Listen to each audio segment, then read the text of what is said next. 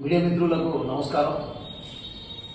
ఏదైతే సుప్రీంకోర్టు నుంచి నోటీస్ వచ్చింది తెలంగాణ గవర్నమెంట్కి, మళ్ళీ సెంట్రల్ గవర్నమెంట్కి ఏదైతే నోటీసు పంపించారో అది బంజారాలు లంబాడీలు కాదు,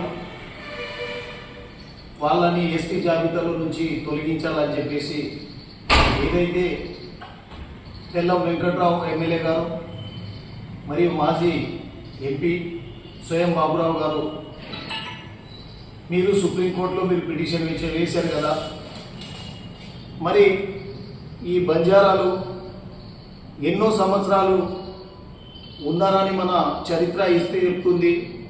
మరి ఏదైతే తెలంగాణ రాష్ట్రంలో బంజారాలు ఎస్టీలు కాదని మీరైతే ఏదైతే చెప్తున్నారు కదా, మరి తెలంగాణ రాష్ట్రంలో స్వతంత్రం రాకముందు ఎస్టీ జాబితాలో ఉన్నారని ఇస్తే చెప్తా ఉంది.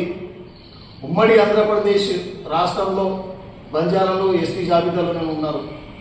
మరి ఏదైతే మనకు 1976లో ఎస్టీ జాబితాలో లంబాడలను మా స్థితిగతులు ఏదైతే ఇక్కడ గుట్టలలో నివాసిస్తున్నారని చెప్పేసి శ్రీమతి ఇందిరాగాంధీ గారు అప్పుడు ఎంపీగా ఉన్నప్పుడు ఇక్కడ మన తెలంగాణ రాష్ట్రంలో అసెంబ్లీలలో బిల్ పాస్ చేసి పార్లమెంట్లో కూడా చట్టబద్ధంగా మా ఎస్టీ జాబితాలలో చేర్పించాలా, వీళ్ళు ఎస్టీ వాళ్ళే ఉన్నారు, గిరిజన లంబాడీస్ అని చెప్పేసి చట్టబద్ధంగా ఆమోదమైంది.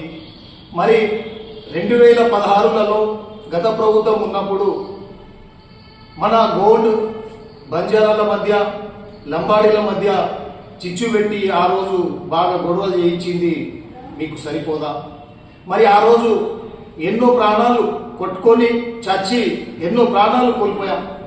మరి ఇలాంటి మీ రాజకీయ లబ్ధి కోసము ఎందుకు మా గోండు బంజారాల మధ్య లంబాడీల మధ్య మీరు చిచ్చు పెట్టి మరోసారి మీరు ఎందుకు మీ స్వార్థం లబ్ధి కోసము చేయకండి అని మేము ఈ ఆల్ ఇండియా బంజారా సేవా సంఘం కామారెడ్డి జిల్లా తరఫు నుంచి మీకు హెచ్చరిస్తున్నాం, డిమాండ్ కూడా చేస్తూ ఉన్నాం.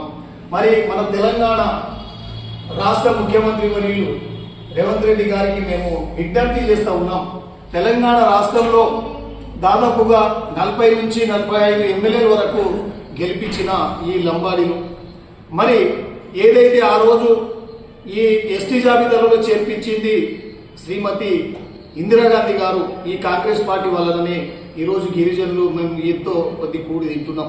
మరి ఇప్పుడు అదే స్వయం బాబురావు తెల్లం వెంకట్రావు గారు ఇదే అధికార పార్టీలో వచ్చారు, వీళ్ళు ఎమ్మెల్యేలు ఉన్నారు. వీళ్ళ మీద మన పార్టీ తరఫు నుంచి చర్యలు తీసుకొని వీళ్ళని పార్టీలో నుంచి సస్పెండ్ చేసి వాళ్ళ మీద చర్యలు తీసుకోవాలని చెప్పేసి మేము కామారెడ్డి జిల్లా తరఫు నుంచి బంజారా సేవా సంఘం ఆధ్వర్యంలో ఈరోజు మేము రాష్ట్ర ప్రభుత్వానికి విజ్ఞప్తి చేస్తున్నాం. Thank you.